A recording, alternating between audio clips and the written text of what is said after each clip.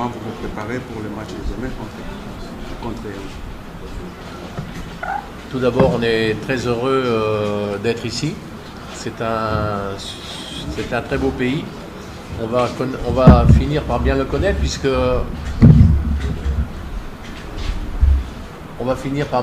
parce que on était pas loin il y a un mois à peine. Donc c'est un grand plaisir pour nous de venir ici, de venir faire ce match. Il y aura le match aller, il y aura le match retour. Donc bonne chance. Kwanza ni furaha kwetu kuja kucheza hapa Tanzania. Tanzania ni nchi nzuri. Pia tulikuwepo mwezi mmoja kama mwezi uliopita. Nawaza niyo mechi ya Zanzibar. So itakuwa mechi nzuri sababu ni mechi ambayo ina nje na ndani. Unajua kama itakuwa ni mechi nzuri, Mungu akisaidia. Questions? Maswali? Coach, mara mwisho kuchukua ubingwa wa ligi kwenu Tunisia ilikuwa mwaka 2015. Mlipotea kwa muda mrefu sana kwenye michuano ya kimataifa, sasa mmerejea.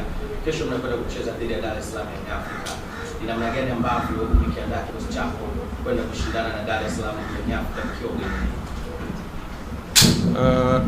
Ça fait c'est depuis la dernière fois que vous avez remporté le titre dans votre championnat, c'était à 2015 et vous étiez perdu dans les compétitions internationales et puis vous revenez encore de nouveau. Alors demain vous allez jouer avec Young Africans. Comment vous vous préparez pour le match de demain, pour la suite qui vient? On se prépare dans les meilleures conditions possibles. On sait qu'il y aura un adversaire de très bon niveau. Donc on le respecte beaucoup. Nous, on vient ici pour gagner le match, pour essayer de faire le maximum pour gagner le match se qualifier sur les deux matchs. Donc en espérant faire un bon résultat ici, on travaille tranquillement, dans la sérénité, dans la confiance, mais on sait que l'adversaire est très solide, très costaud et on le respecte beaucoup. Tumekuja kupambana na mpinzani ambaye ni mpinzani mzuri. Yanga ni timu kubwa. Tumejiandaa kupata ushindi sababu ni mechi ambayo itakuwa na nje na ndani.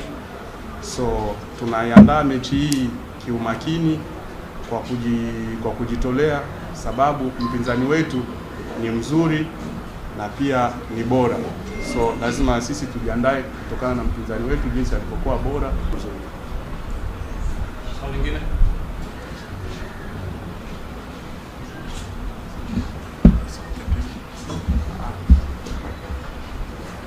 Okay. Karibu kuelekea kwenye mchezo wa kesho kwa niaba ya wachezaji.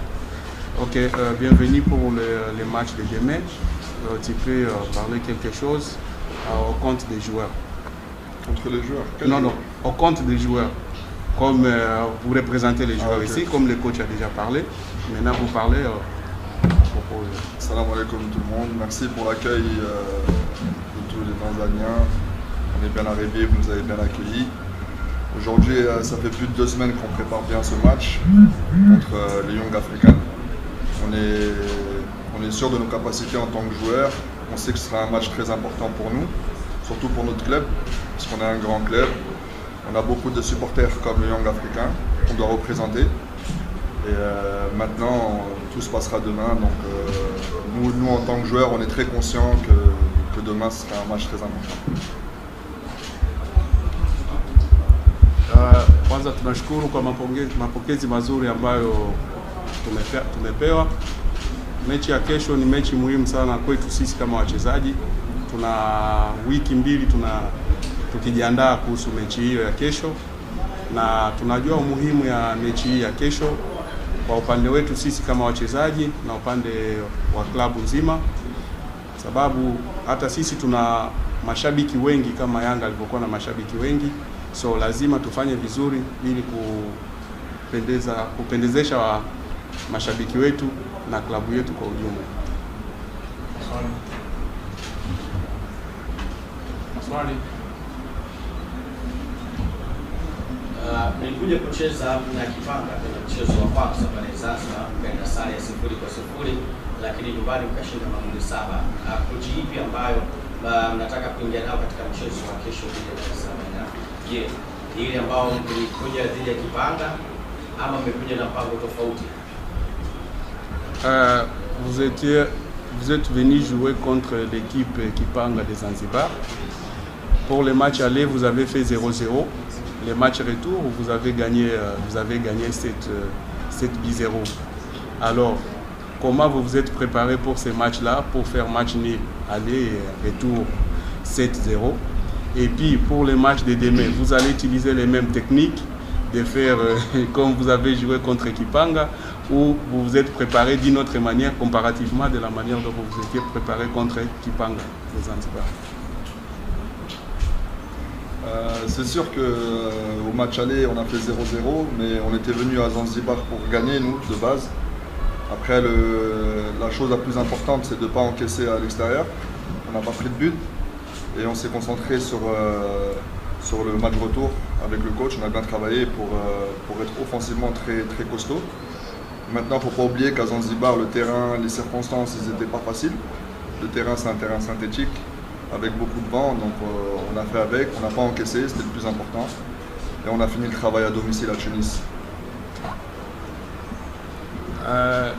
Nia yetu ilikuwa kushinda mechi ya Kipanga kwa Zanzibar, lakini haikutokea hivyo kama ilivyokuwa, ila uzuri sababu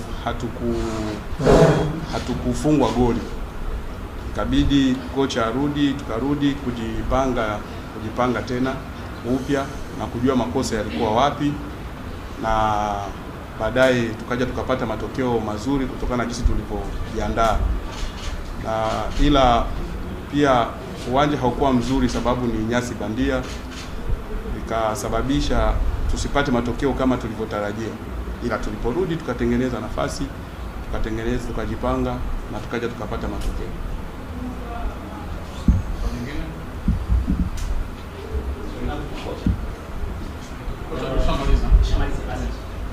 Ukiangalia takwimu za Yanga, hilo naenda kwa kocha na kwa mchezaji. Kwa kocha tumeshamaliza. Sasa mchezaji wewe unaweza kueleza takwimu hizo. Oui, au lieu de quand on l'avait dit de demander au coach, il n'a pas demandé, maintenant il veut te poser la question de coach. Bon.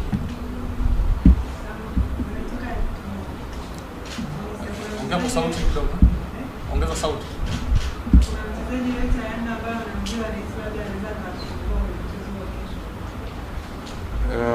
Elle demande, comme vous venez de Tunisie, est-ce qu'il y a quelques joueurs de Yanga que vous connaissez qui peut être un peu dangereux pour les matchs de demain de votre côté, ou vous ne connaissez aucune personne? Je vais laisser la question au coach, c'est le seul à savoir. Oui, je connais quelques joueurs de l'équipe ici, comme Fiston Mayele, que je voulais recruter en Tunisie il y a 2 ans maintenant, parce qu'il jouait au Vita Club. Je connais Kisinda, l'ailier gauche ou l'ailier droit, que je connais depuis longtemps parce qu'il était à Vita Club également. C'est un élément congolais intéressant. Et Mouloko, un autre Congolais qui joue côté droit. Mais c'est surtout Fiston Mayele que j'aurais bien aimé avoir avec moi dans mon équipe en Tunisie. C'était pas le club africain, c'était un autre club. Il était prêt à venir, mais bon, il avait une offre de Tanzanie qui l'avait fait changer d'avis. Mais l'équipe en général est composée de très bons joueurs. Beaucoup de joueurs internationaux du Ouganda, internationaux Burkina Faso, internationaux Congo.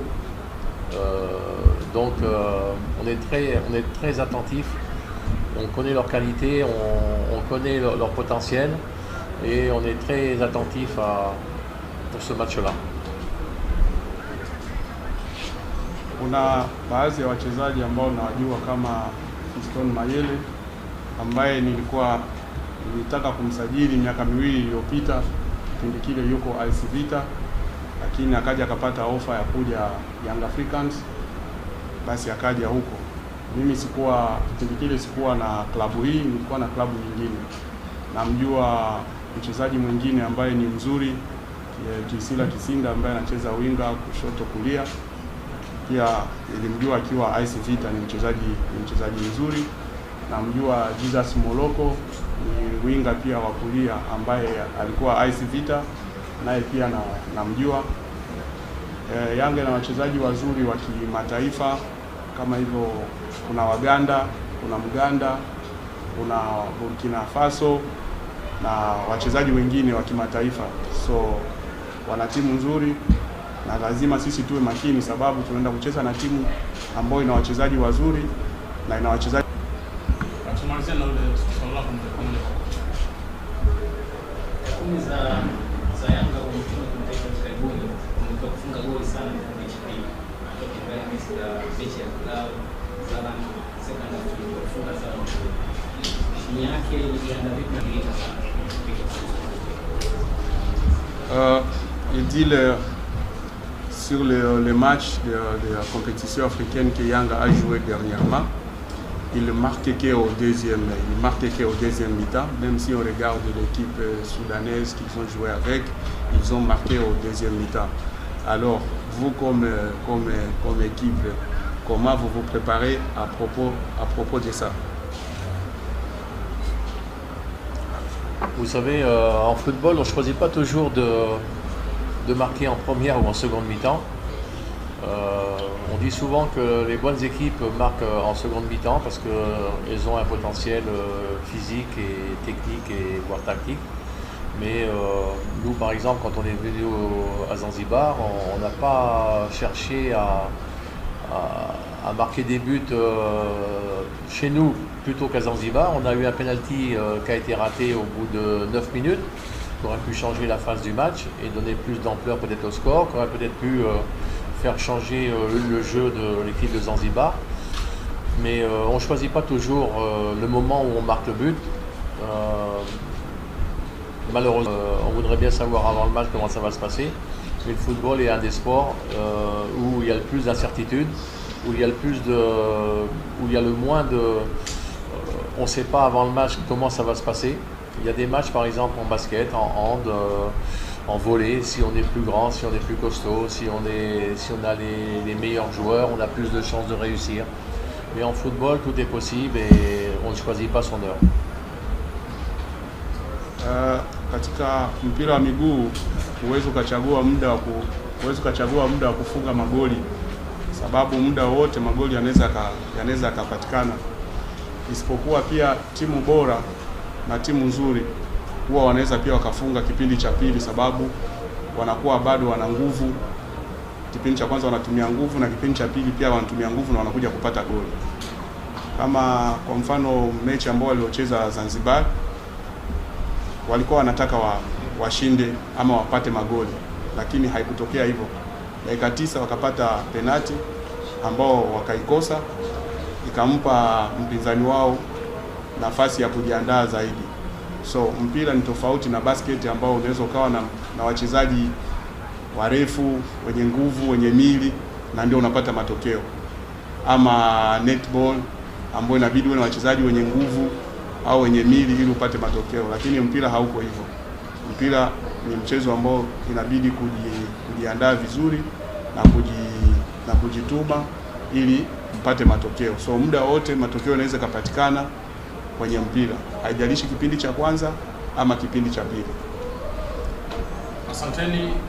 Hiyo ni sehemu ya kwanza ya mkutano wetu kutoka kwa upande wa Club Africain. Tumemsikiliza kocha pamoja na mwakilishi wa wachezaji, na muda mfupi ujao tutakuwa na kocha wa Young Africans. Asanteni sana, karibuni Tanzania.